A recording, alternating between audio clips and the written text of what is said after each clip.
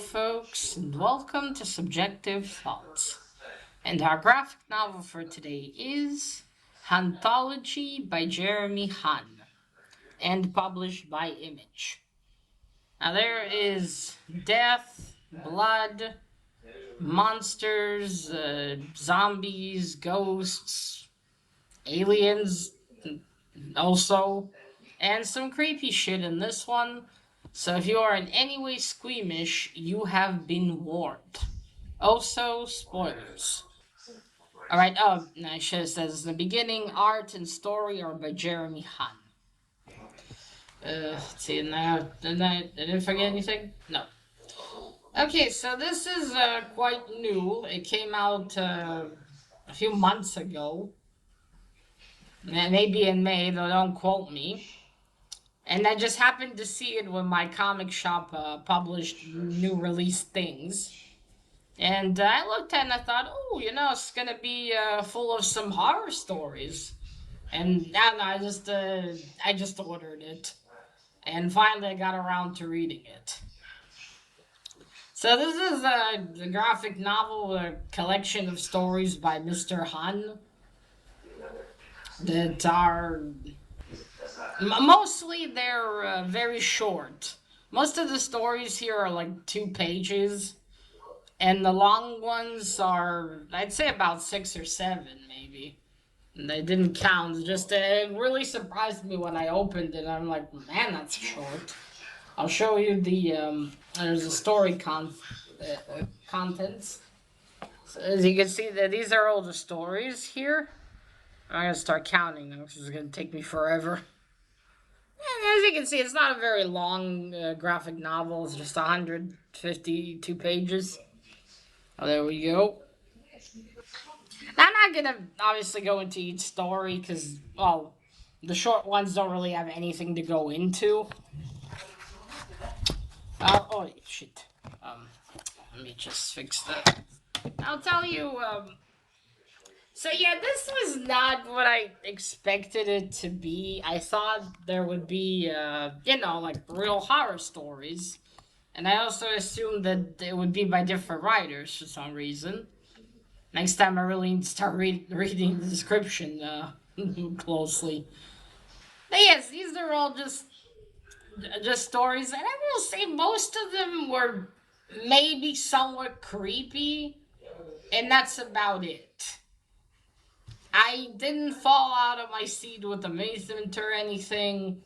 They just go most of the 2 pages once something starts happening, and then that's it. It kind of ends abruptly. And to add, I guess, to the scary factor, like you don't know what happens afterwards. And they range from stories with aliens, to someone dying, to just meeting something creepy. And again, I don't know. I wasn't scared of any of this. I guess there was one. Let me just take this down and go through the list here, and I'll tell you. There was one. Okay, one of the maybe I'd say a scary one. And I'll start with that. There's one by the sea, from the sea. I think it was. That one's kind of sad. Something's happening and the world's about to end, and you see a father and daughter spend their last few, hours a day together. Oh, it was kind of sad. I guess the class of 1894 could be scary. There's something that killed all the children in this orphanage. Maybe. Which one was it? Just a second. It was actually it was one here that was pretty good. I wish it was. I wish it would have made it into a short story. Cause it's. Oh wait, let me see. Maybe it's. I'll just make sure it's the one I'm talking about. 90. No, that's not it. Okay, yeah, there we go. It's this one. It's the I'm Still in Here, which has a really cool concept because it's zombies, but zombies that are aware. What I mean is that they're aware of what happened to them, which I thought was really cool. Because imagine, it's not bad enough that you've turned into a zombie, but you're also aware that you're a zombie with nothing to do, and you see the zombies. Okay, so it starts with a description of a man.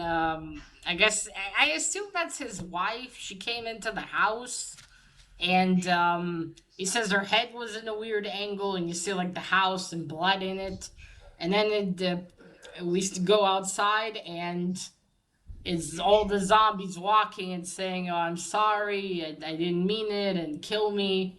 And I thought that was excellent because imagine a story like that. Because normally in sorry for moving. Normally in zombie stories, you lose the person you love and that's it. They're no longer there because it's just a zombie now. He or she, there's no one there. It still hurts to kill them, but at least you know that it's no longer them in there. But imagine a zombie apocalypse story where these people were aware and you had to kill an aware zombie. I thought that was great. I wish you would have developed that into a mini story. I think that would have been really cool. And other than that, Rooms in the Flat House was also quite good. Pretty creepy. You got this ancient guy.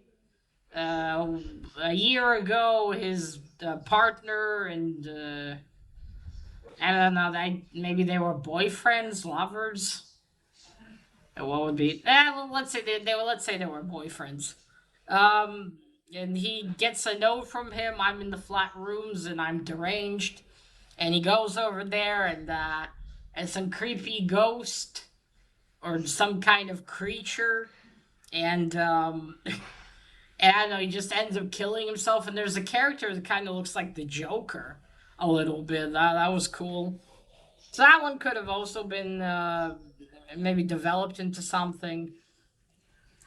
The coin maybe as well. It's like this young woman coming to a cafe to see another lady. Her friend Malcolm is gone, and there's these coins, and she tells her, "Oh, don't worry, your friend's safe. He's just playing a game. You can play it too." And these coins appear in the flat rooms, rooms in the flat house. Sorry. So that one that just shows that it's not all innocent, just a game like that lady lied to her, perhaps. So yeah, and maybe the package. I guess that one could be potentially. Well, not much there though. Still, that one's a lady that I think it's. I think some of these maybe were written in the during the time of the pandemic. So it's like she keeps ordering stuff to feel better, and gets a package, but the package contains either a whole or part of a dead body. Yeah, that's about it. Those are the ones that really stood out to me, at least. The rest were, like I said, really short. For instance, Monday After Monday. Actually, that one could have been developed into something too, because it's a father and son, and the dad wakes up what day it is, and you see them go have breakfast on the porch, and there's aliens. So I'm confused if this has been going on or just that day, but that could have been something. So yeah, overall, the rest are just too short to even remember. And even though I read this yesterday in like one day, but even so, like just the ones I talked about are the only ones that stood out and I actually remembered after I finished reading. I mean, those are the ones I thought about after I finished reading. The rest are, and I don't know. I mean, it says Haunthology, and maybe it's more like things that haunt you, things you're scared of. But I don't know. I guess this just wasn't what I was expecting. I was hoping for some horror stories, some scary shit, and this just wasn't it. I can't say it was bad. Like I said, the stories I talked about, I did enjoy. They were pretty cool. I wish there was more to them. That would have been great. Uh, so yeah, that's about it. Let me get to the art. Oh, look at the This is what's on the cover, but in black and white. That's pretty cool. I like Mr. Han's art style quite a bit. He has a really nice style. Oh yeah, here. This is the first story. That one's not even. That was like one page. But look at his art style. That is really. I like it. It's clean. It's full of cool details. And look at that demon. That's awesome.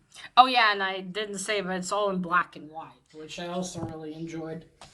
I like black and white comics. Yeah, there's this story. Yeah, I'll show you one more page after that, but that's it. This is still pretty new. You see a house.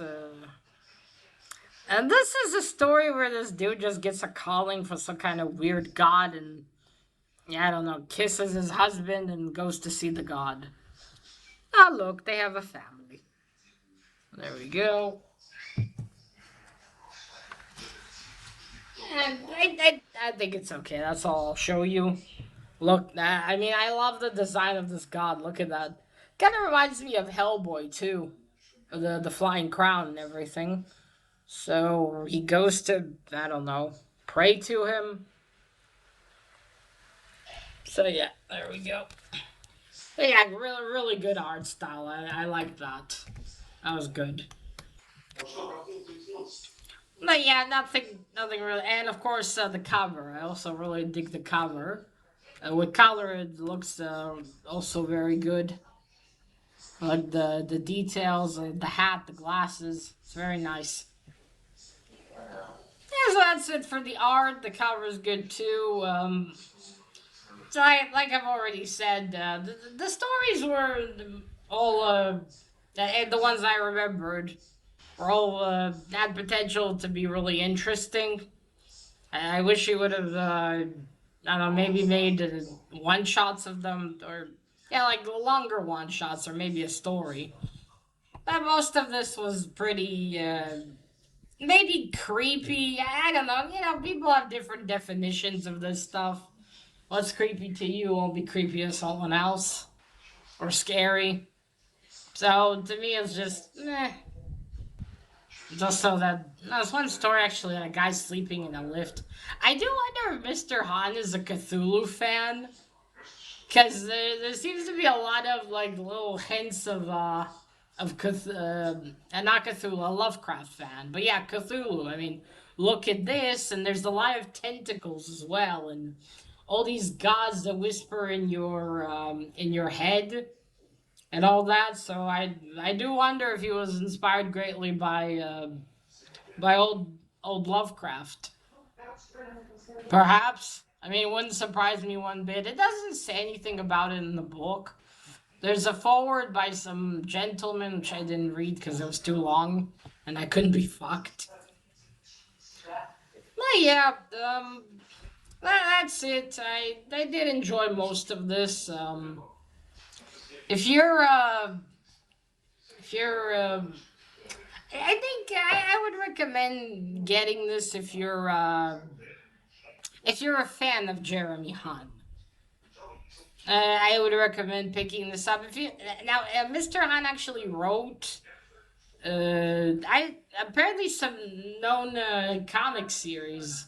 I looked it up yesterday. I've never heard of those series, but if you have, I can't even tell you the names. I don't remember. But yeah, I think first you should probably go read one of those and then maybe pick this up. Because, well, no, not much to go on by, except our style, of course. But yes, if you're a fan, I would recommend picking this up. I don't know, if you like horror stories or hunting stories, I don't know. Like I said, the art here is fantastic, but I don't know if story-wise there's really enough here to grip. Although, who knows, maybe someone will pick this up and think it's interesting enough. Anyway, if you're a fan, check it out. Alright, so that is it, folks. I'll let me know if you've read this one, or what do you think of Mr. Hun's work. And that is it. Now remember, collect what you're passionate about and share it on YouTube. Bye!